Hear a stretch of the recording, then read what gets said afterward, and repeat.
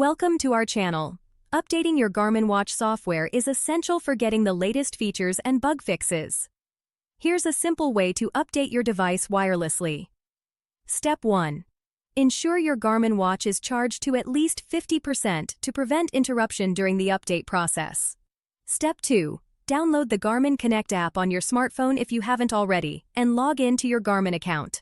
Step 3. Enable Bluetooth on your smartphone and make sure your watch is within range. Step 4. Open the Garmin Connect app and sync your watch by pulling down on the home screen to refresh. Step 5. The app will automatically check for software updates. If an update is available, you'll see a notification. Step 6. Tap on the notification or go to Device Settings and select Software Update. Step 7. Tap Install Now or download and install.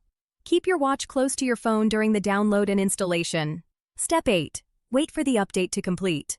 Your watch will restart automatically when finished. Once it powers back on, your software is updated. Don't forget to like this video and subscribe to our channel.